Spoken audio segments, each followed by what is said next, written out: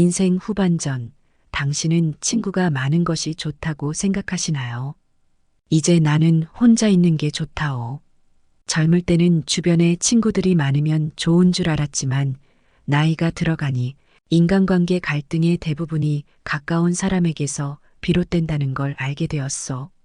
그래서 친구 없이 혼자 많은 시간을 지내다 보니 그것이 행복하다는 걸 알게 되었어. 그대도 노년이 외롭지 않게 행복한 노후를 보내고 싶다면 혼자 잘 지내는 방법을 알아두는 것이 좋을 듯 하오.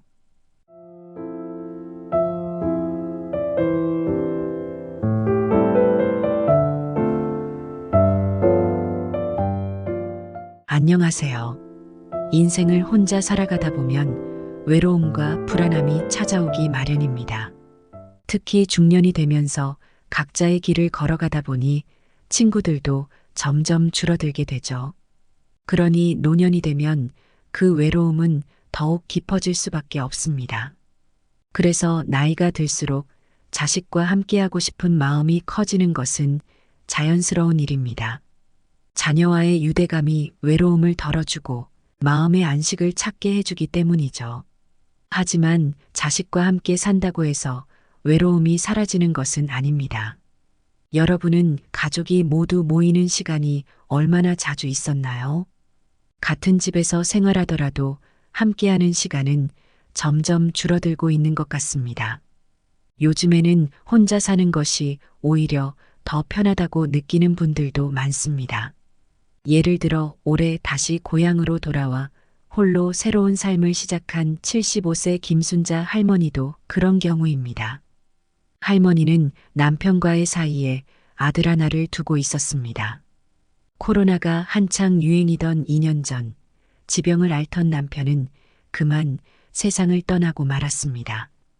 갑자기 혼자가 된 할머니는 고향에 남아 조금은 쓸쓸하지만 세상을 떠난 할아버지를 추억하며 조용히 혼자 살게 되었습니다. 그러자 아들은 혼자 남은 엄마가 무척이나 걱정이 되어 같이 살자고 했습니다. 그러나 할머니는 같이 살지 않겠다고 단호하게 말씀하셨습니다. 아휴, 싫어. 나는 그냥 혼자 지내는 것이 편하고 좋아. 같이 살면 서로 부대끼고 며느리도 얼마나 많이 힘들 거야. 그러니 그런 소리 말고 너희끼리 잘 살아. 그러자 며느리가 어머니, 손주도 보시고 저희랑 같이 살아요. 어머니 집 팔고 우리가 갖고 있는 돈 합쳐서 서울에 큰 집으로 이사 가게요. 저희가 잘할게요. 하지만 할머니는 며느리 눈치가 보여 무척이나 가기가 싫었습니다. 고부 갈등이 얼마나 큰 고통인지 할머니는 이미 시어머님과의 경험에서 알고 있었기 때문이었습니다. 며느리는 진짜 어머님하고 같이 사는 것이 좋다며 계속 설득하는 것이었습니다. 할머니는 약간 외로운 마음도 있었기에 결국 아들 며느리의 설득에 합가를 하기로 결정하였습니다.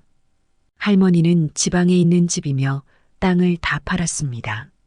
갖고 있는 비상금까지 탈탈 털어 아들의 손에 쥐어주었습니다. 이걸로 아파트 사는데 보태거라.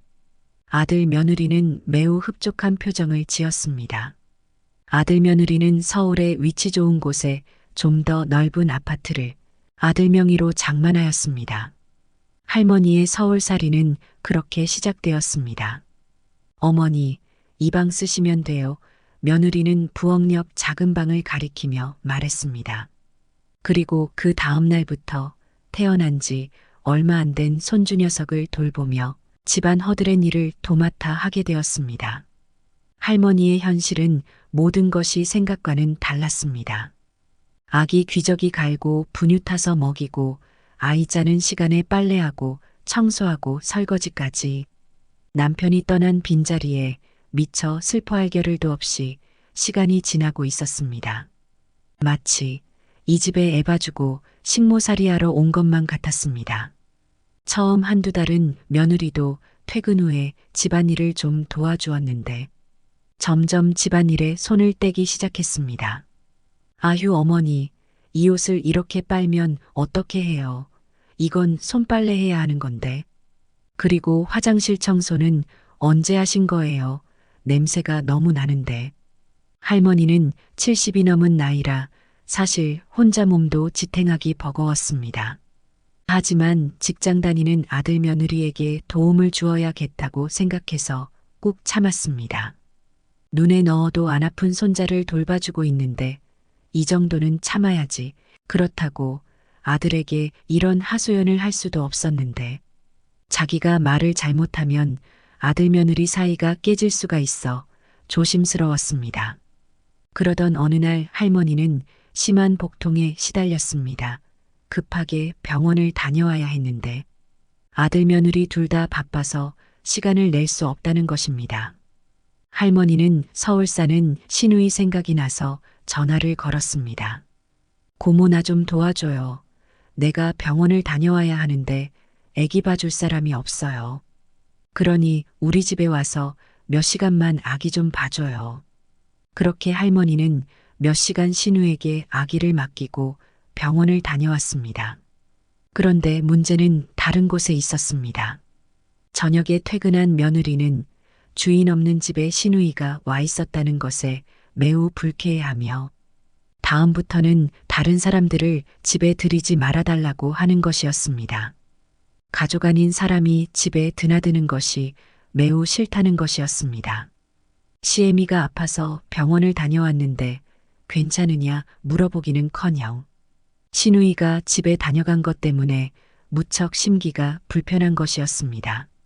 알았다. 다음부터는 다른 사람 집에 안 들릴게 하고 싸우기 싫어 한마디 하고 불편한 몸을 이끌고 방으로 들어갔습니다. 병원에서는 간단한 위험약만 주고 내시경을 해봐야 어디가 아픈지 알 수 있다고 했습니다. 예약을 잡고 가라는데 시간 약속을 할 수가 없었습니다. 병원에서 내시경 검사를 해보라고 의사가 그러더구나. 그러니 너희들이 시간 좀 내줘.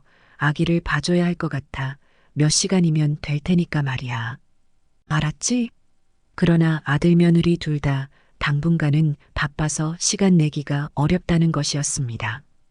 이 인정머리 없는 것들이 몸이 아파 병원 검사 가야 한다는데 시간도 못 내주고 도와줄 사람도 집에 들이지 말라 하니 참 기가 막히고 코가 막힐 노릇이었습니다.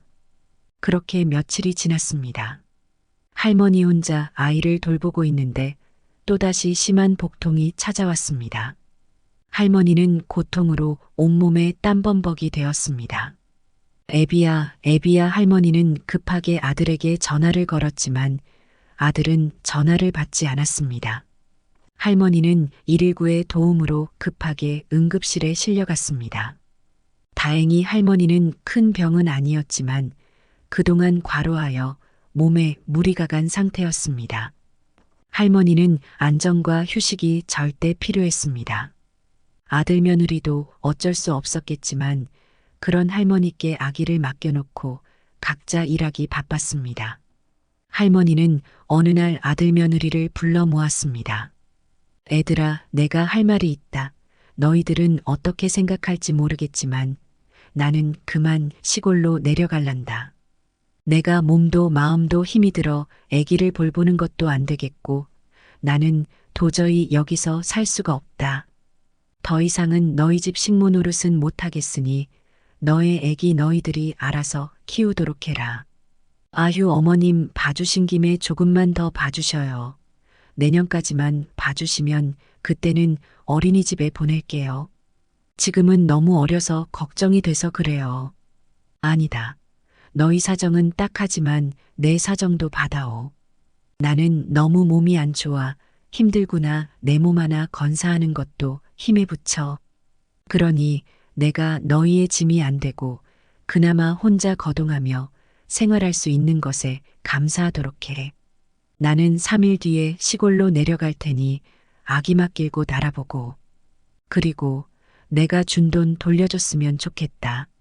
나는 이제 늙어서 어디 가서 돈벌이도 못하고 가진 돈도 없이 살 길이 막막하니 내가 준 돈 당장 다는 안 되더라도 되는 대로 돌려줘.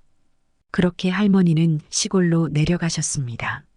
할머니는 그 후 누구와도 같이 살지 않고 혼자 사는 것이 오히려 마음 편하다고 하십니다. 몸도 마음도 안정되고 편안하게 고향에서 생활하고 계십니다. 가끔 시간이 무료하여 남편 생각도 나고 조금은 쓸쓸한 기분도 느끼지만 아들 며느리와 함께했던 식모살이 같던 시간들을 생각하면 혼자 이렇게 남 눈치 안 보고 맘 편히 살 수 있음을 매우 감사하게 생각하십니다. 우리는 외로움을 잊으려 하지만 그 감정은 때때로 삶의 일부분이 되기도 하고 고독은 때로 깊은 생각을 하게 하며 자기 자신을 돌아보며 추억할 수 있기에 웃을 수 있습니다. 외로움과 고독은 겉으로 보기에는 비슷해 보이지만 완전히 다른 것입니다. 우리는 나이를 먹으면서 점점 섬처럼 고립되어 가는 것 같습니다. 욕심, 시기, 질투 등에서 멀어지려 노력하다 보면 어느새 나 자신도 모르게 외로운 섬이 되어버립니다.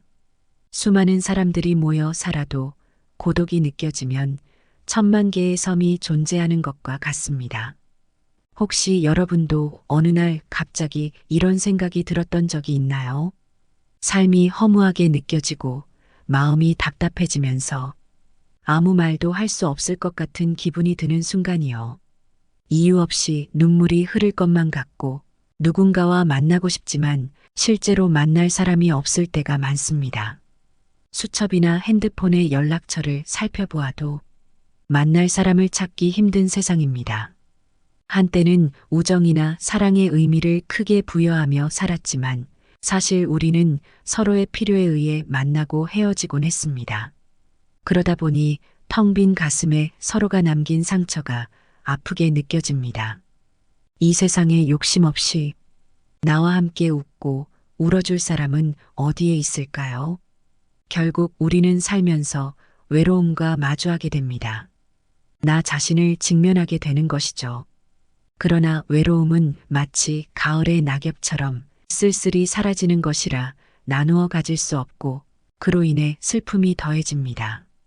타인의 외로움이 보이지 않거나 내 외로움을 온전히 전달할 수 없는 이유는 각자의 외로움이 다르고 그 슬픔도 제각기 다르기 때문이 아닐까요? 우리는 종종 누군가의 인정을 갈망하지만 사실 가장 잘 아는 사람은 나 자신입니다. 그런 의미에서 우리가 혼자라면 세상의 소음은 그저 흘려보내고 온전히 나만의 시간을 즐기는 것이 외로움을 다스리는 좋은 방법이 될 수 있습니다. 이 시점에서 외로움은 낭만의 고독으로 변모할 수 있지 않을까요? 그렇다면 내면의 고독과 불안감을 어떻게 낭만의 고독으로 변화시킬 수 있을까요? 많은 분들이 오랜 조직 생활 후 은퇴하면서 혼자서는 어떻게 시간을 보내야 할지 막막해합니다. 혼자 식사하거나 영화를 보고 여행을 가는 것도 외롭고 심지어 무능력함을 느끼게 되기도 합니다. 그래서 배우자에게 의존하거나 누구에게나 말을 걸게 되는 경우가 많습니다. 결국 고독에서 오는 자유를 제대로 느끼지 못하게 됩니다. 혼자 있는 시간을 즐기기 위해서는 아니면 말고라는 마음가짐이 중요합니다. 타인의 의견이나 결정이 나의 선택에 영향을 미치면 진정한 혼자임을 누릴 수 없습니다. 혼자여도 외롭지 않은 사람들은 상대의 반응에 상관없이 자신의 기쁨을 찾을 줄 아는 법입니다. 상대와의 대화가 있든 없든 그들 스스로의 행복을 느낍니다. 어릴 적부터 외로움을 많이 느낀 분들은 이를 극복하는데 시간이 필요할 수 있습니다. 하지만 혼자일 때나 외로울 때 여행을 가거나 누군가와 대화하는 것을 아니면 말고라는 마음으로 다짐한다면 어느 날 혼자 노는 즐거움을 알게 될 것입니다. 그렇게 되면 두 사람의 시간도 즐겁고 혼자여도 즐거운 날이 올 것입니다. 이제 제가 제안하는 나이 들면서 친구 없이도 행복하게 지내는 방법 5가지를 들어보시면 좋겠습니다. 첫 번째로 나이에 연연하지 마세요. 나이가 많은 분들이 혼자서도 잘 지내는 이유 중 하나는 바로 나이에 대한 고정관념이 없기 때문입니다. 내가 몇 살이니까 이건 못해 라는 생각이 없다면 새로운 도전을 할 때 남의 시선을 신경 쓰지 않게 됩니다. 많은 사람들이 나이에 맞춰 행동해야 한다는 통념 때문에 젊은 사람들만 시작할 수 있다는 믿음에 갇히곤 합니다. 하지만 만약 우리가 머릿속에 쌓인 고정관념을 내려놓고 나이에 대한 생각을 잊는다면 어떨까요? 그러면 언제든지 새로운 일을 시도할 수 있고 누군가의 제안도 기꺼이 받아들일 수 있게 됩니다. 나이에 얽매이지 않고 자유롭게 삶을 즐기는 그 모습 멋지지 않나요? 두 번째로 자신의 미래와 재산을 남에게 맡기지 마세요. 누군가는 인간이 본능적으로 자유를 추구한다고 했습니다. 그리고 또 다른 이는 자유를 빼앗고 그 갈망을 극대화하면 몇몇 천재가 탄생한다고 주장했습니다. 우리가 숲속에서 길을 잃으면 처음에는 두려움과 절망을 느끼게 됩니다. 자유를 잃었기 때문이죠. 그래서 우리는 그 숲에서 벗어나려는 노력을 하게 되고 그 과정에서 이전에 없던 새로운 길을 발견하게 됩니다. 이 새로운 길을 독창성이라고 부르며 이를 통해 천재라는 타이틀을 얻게 됩니다. 그래서 인간의 본능적 자유에 대한 갈망을 고려할 때 인생의 마지막 순간까지 꼭 지켜야 할 것은 무엇일까요? 그것은 바로 나의 삶과 재산에 대한 통제력입니다. 세상에 나의 미래를 책임져 줄 사람은 없습니다. 오직 나 자신만이 나의 삶을 책임질 수 있습니다. 나이가 들면 몸과 마음이 약해질 수 있지만 누군가에게 내 시간을 맡기고 재산을 의지하는 것은 위험할 수 있습니다. 상대방의 결정에 따라 언제든지 나의 자유가 제한될 수 있기 때문에 절대적으로 내가 소중히 여겨야 할 것은 나의 시간과 재산입니다. 노후에는 소득이 불안정해질 수 있으므로 살아온 인생의 열매를 잘 관리해야 합니다. 그러니 최소한 혼자서도 충분히 살아갈 수 있는 재산은 반드시 지니고 있기를 권장합니다. 세 번째로 주변 사람들과 적절한 거리를 두어 보세요. 젊은 시절 우리의 삶의 방향이 밖으로 향했다면 나이가 들수록 우리는 내면으로 그리고 아래로 향하게 됩니다. 노년에는 세상을 향한 경험이 쌓이는데 이 경험은 벽돌처럼 단단히 쌓이는 것이 아니라 모래와 자갈처럼 층을 이루어 깊이 있게 다져집니다. 이로 인해 정신은 저차원에서 고차원으로 상승하게 되고 내면의 여행을 위한 준비가 됩니다. 하지만 삶에서 맺은 인연 중 내면의 평화를 방해하는 몇 가지 관계가 있을 수 있습니다. 노년기를 맞이한 분들에게는 특히 자녀와의 관계에서 거리두기가 중요할 수 있습니다. 부모와 자녀의 관계는 때로 어려운 숙제가 될 수 있지만 자녀가 성인이 되었다면 한 발 물러서서 거리를 두는 것이 좋을 수 있습니다. 사촌 정도의 관계로 생각한다면 거리두기가 훨씬 수월해질 것입니다. 지인들과의 관계도 비슷합니다.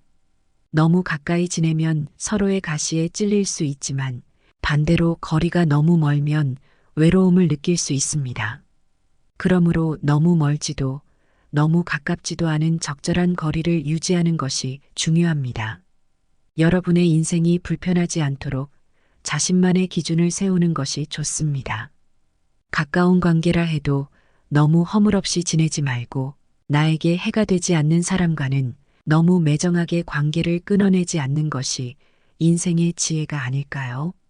네 번째는 모든 사람들에게 인정받으려 하지 마세요.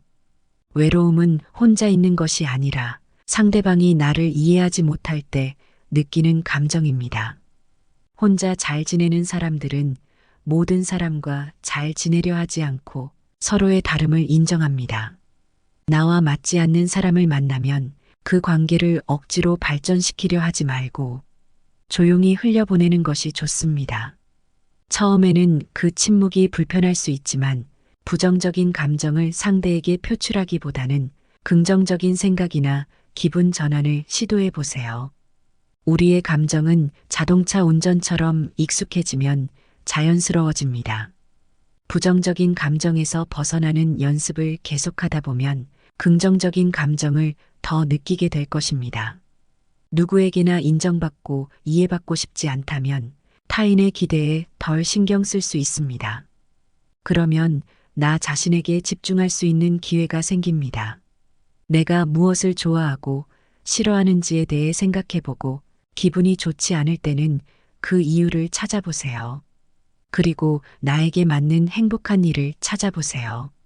마지막으로 나와 비슷한 사람들을 만나기 어려운 세상에서 굳이 다르게 살아가는 사람들과 얽힐 이유가 있을까요? 그런 생각을 가지고 나 자신을 더 사랑하고 이해해 보세요. 노년기에 들어서면 삶의 의미를 찾는 것이 더욱 중요해집니다. 최근 인터넷에서는 100세 시대를 맞아 혼자서도 즐겁게 사는 어르신들의 이야기들이 많이 보입니다.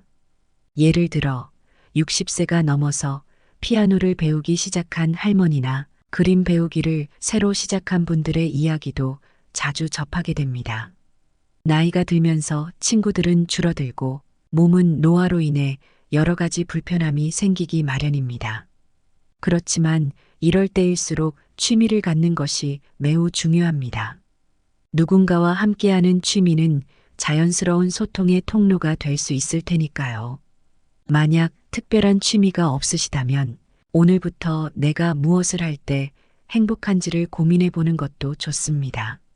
어떤 분들은 이미 자식 농사를 다 지으시고 매주 하루는 자신만의 날로 정하고 그날은 오로지 자신이 좋아하는 것만 하며 즐거운 시간을 보내신다고 합니다.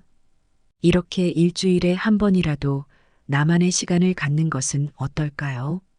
만약 새로운 즐거움을 찾고 싶으시다면 가까운 복지관이나 행복주민센터를 방문해 보는 것도 좋은 방법입니다. 사람들은 노년이 불행하다고 생각하기도 하지만 그 이유는 몸의 약화와 쾌락의 감소, 그리고 죽음을 자각하는 것에서 오는 경우가 많습니다. 그러나 이를 통해 우리의 노년을 정의하기에는 부족하다고 생각합니다. 주변의 어르신들께서 나이가 들면서 삶이 무엇인지 알게 될 줄 알았다고 말씀하시지만 오히려 더 모르겠다고 하시는 경우가 많습니다. 삶의 지혜가 조금씩 자리를 잡고 있지만 소중했던 것들이 밀려나고 소소한 것들이 더 소중해지는 것을 깨닫는 것이죠. 정말 중요한 것이 무엇인지 그 소중함을 알게 되는 것이 노년의 큰 의미가 아닐까요? 각자의 섬에 외롭던 우리가 이제는 하나의 등대가 되어 서로의 길을 비추는 삶을 살아갈 필요가 있습니다. 파도치는 밤바다 속에서 홀로 서 있는 등대처럼 때로는 성난 폭풍이 휘몰아쳐도 우리는 그 연륜으로 굳건히 자리 잡아야 합니다. 어둠 속에서 길을 찾기 위해 빛을 비추는 등대가 되어 먼 바다를 헤매던 후배들에게 희망의 불빛이 되어줄 수 있습니다. 나이가 들며 세상의 고난을 이해하고 진지하게 삶을 고민할 때 그 저마다의 경험이 젊은이들에게 큰 길잡이가 될 수 있습니다. 우리가 지닌 지혜는 복잡하고 심오한 것이 아니라 각자의 삶을 살아가는 모습에서 나오는 것입니다.